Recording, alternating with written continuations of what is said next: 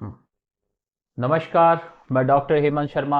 आज आपको बताने जा रहा हूँ फ्लेयल चेस्ट के बारे में।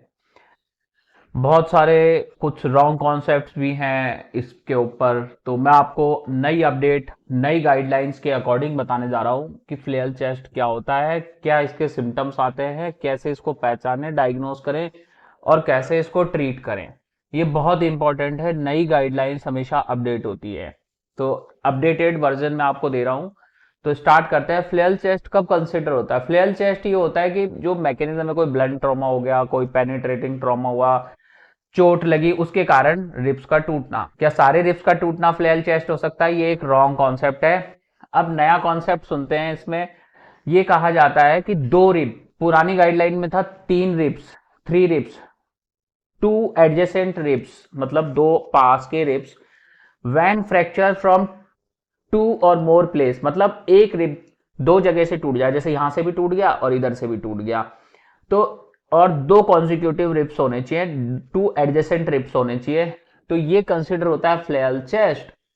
ठीक है, समझे? फ्लेयल चेस्ट मतलब दो रिप्स की हड्डियां टूट गई, एक इधर रिप्स ऊपर नीचे एडजेसेंट अगल बगल में, और दो तरफ से टूटनी चाहिए, और वो रिप थोरेसिक कैविटी में नहीं रहेगा। थोरेसिक कैविटी का जो कैज है उसमें वो फ्लॉट करेगा या उस कैविटी के अंदर नहीं रहेगा, तब फ्लेयल चेस्ट कहते हैं। तो ये कॉन्सेप्ट जानना जरूरी है। अब फ्लेयल चेस्ट दो तरीके का हो सकता है, टू टाइप्स, एंटीरियर फ्लेयल चेस्ट और लेटरल फ्लेयल चेस्ट।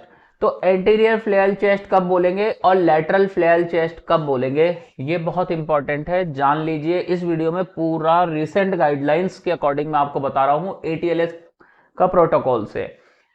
तो फ्लेयल चेस्ट को हम समझेंगे। एंटीरियर फ्लेयल चेस्ट जब होता है या तो स्टर्नम फ्रैक्चर हो, अगर स्टर्नम फ्रैक्चर है तो भी कंसिडर होता है फ्लेयल चेस्ट। ध्यान रखें कान खोल के कि दो एडजेसेंट रिब और मोर देन टू रिब्स नहीं, अगर स्टर्नम फ्रैक्चर है that is consider as flail chest, very important. उसके अलावा या फिर कॉस्टोकॉन्ड्रल जंक्शन पे फ्रैक्चर हुआ है तो भी फ्लेयल चेस्ट कहलाता है, तो ये कहलाता है एंटीरियर फ्लेयल चेस्ट।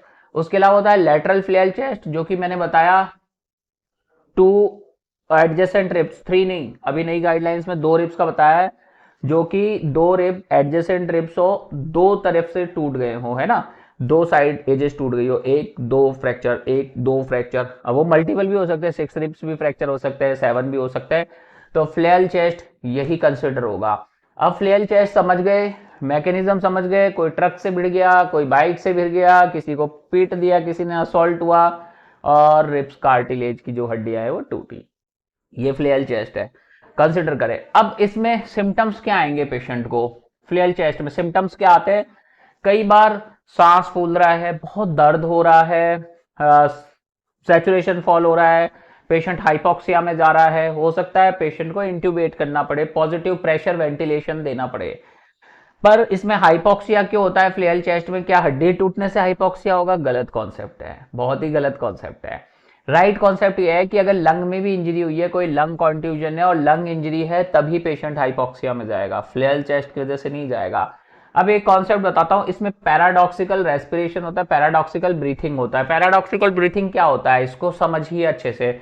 जैसे हम सांस अंदर लेते हैं, इनहेल किया तो क्या होगा? प्रेशर कम होगा, क्योंकि अब वो लंग्स एक्सपेंड होगा तो प्रेशर कम होगा, तभी एक्सपेंड होगा। जब एक्सहेल करेंगे तो प्रेशर बढ़ेगा, ठीक है, थोरेसिक कैविटी का। तो ये कॉन्सेप्ट है। अब फ्लेयल चेस्ट क्या है? जैसे ये रिब फ्लोट कर रहा है, फॉर एग्जांपल ये रिब फ्लोट कर रहा है, तो अब जैसे हमने सांस अंदर ली तो थोरेसिक कैविटी बाहर गई, पर जो ये फ्लोटिंग रिब है ये अंदर की तरफ आएगा, ठीक है, सारा थोरेसिक कैविटी का रिब्स बाहर जा रहा है और ये फ्लोटिंग रिब अंदर आ रहा है, ठीक है।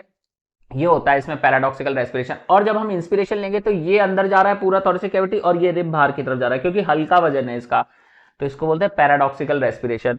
अब आपको लगेगा कि ये जो रिब है इससे लंग से टकराएगा, हल्का फुल्का है और लंग्स को अंदर ले जाएगा, ऐसा कभी नहीं होता, क्योंकि बहुत हल्का है वजन में, तो ये लंग्स पे कुछ नहीं करेगा।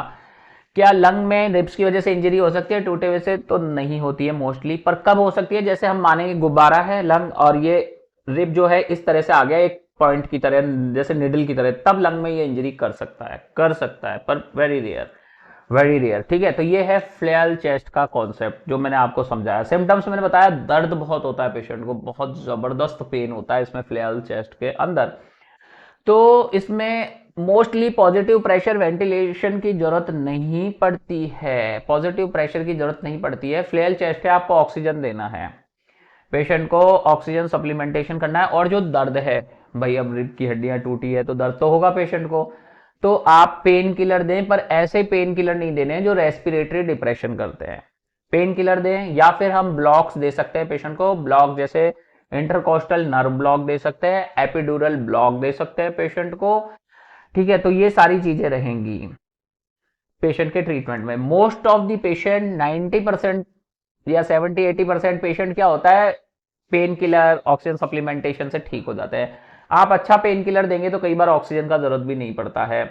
ठीक है, और क्या रहता है पेशेंट को, ऑक्सीजन सप्लीमेंटेशन आपको करना है, पेन अच्छा मैनेज करना है। कुछ रेयर केसेस होते हैं जिसमें बताया हाइपोक्सिया हो रहा है, उन पेशेंट्स में पॉजिटिव प्रेशर जरूरत पड़ती है। अब जैसे आपने सारे एफर्ट्स अप्लाई कर लिए, पेन किलर दे दिया, सब कुछ दे दिया, पेशेंट वाइटली अनस्टेबल है, स्टेबल नहीं है, हेमोडाइनमिकली अनस्टेबल, शॉक में है, उस केस में इंटरनल फिक्सेशन ऑफ रिब कर सकते हैं। ठीक है, एक्सटर्नल नहीं करेंगे। जैसे एक्सटर्नल प्रेशर दे दिया, एक तो वैसे बेचारा लंग रिब्स टूटे हुए हैं, प्रेशर ले नहीं पा रहा है थोरेसिक कैविटी, और आप उसको और एक्सटर्नल दे दीजिए, तो इंटरनल फिक्सेशन करते हैं वायरिंग से, प्लेटिंग नहीं करेंगे, वायरिंग से ही हो जाएगा रिब्स का फिक्सेशन।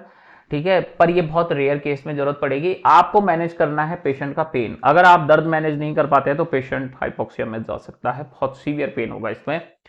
तो वीडियो अच्छा लगता है आपको तो लाइक करें, चैनल पे नए हैं तो सब्सक्राइब करना ना भूलें। फ्लेयल चेस्ट घर पे भी ये बोलते हैं लाइफ थ्रेटनिंग इंजरी है, ये कुछ लोग ये कहते हैं कि ये लाइफ थ्रेटनिंग नहीं है, फ्लेयल चेस्ट है ना, नई गाइडलाइन से कह रही है, ये इमीडिएट लाइफ थ्रेटनिंग नहीं है पर पोटेंशियली लाइफ थ्रेटनिंग है। तो फ्लेयल चेस्ट आपको हुआ है, पेशेंट ठीक है, कॉन्शियस है, ओरिएंटेड है, स्टेबल है, तो मेरा क्वेश्चन ये है, क्या आप मरीज को घर भेज सकते हो? सब कुछ ठीक है, फ्लेयल चेस्ट है, कंजर्वेटिव दवाई लिख के नहीं भेजना है। कभी भी ऐसी गलती मत करना, पेशेंट को घर मत भेज देना फ्लेयल चेस्ट वाले को, चाहे वो स्टेबल हो, कॉन्शियस है, दर्द नहीं है, सब कुछ मैनेज हो गया, उसको आपको एडमिशन एडवाइस करना है 24 आवर्स ऑब्जर्वेशन। क्यों? क्योंकि जो मैंने पिन वाला और जो बलून वाला कॉन्सेप्ट बताया ना, लंग में जैसे रिब आया और पिन की तरह लंग इंजरी हुई, पेशेंट कॉलेप्स हो सकता है। 24 घंटे आप ऑब्जर्वेशन में रखिए, ऐसा बुक्स कहती है, पर मैं ये कहूंगा 24 से 48 या 72 घंटे भी रख सकते हैं। तो ये इंपॉर्टेंट है। वीडियो अच्छा लगता है लाइक करें, चैनल पर नए सब्सक्राइब कर लें। आपको भी अगर रिब फ्रैक्चर या फ्लेयल चेस्ट है और आपको कोई क्वेरीज है, कंसल्ट करना है, तो व्हाट्सअप नंबर मेरा इस वीडियो के डिस्क्रिप्शन में, कृपया डायरेक्ट कॉल ना करें, व्हाट्सअप पे जाके अपना अपॉइंटमेंट बुक करें, मैसेज करें। थैंक यू, धन्यवाद, गुड बाय। और चैनल पे ऐसे ही वीडियोस जानने के लिए सब्सक्राइब जरूर कर लें, लाइक करना ना भूलें। Thank you.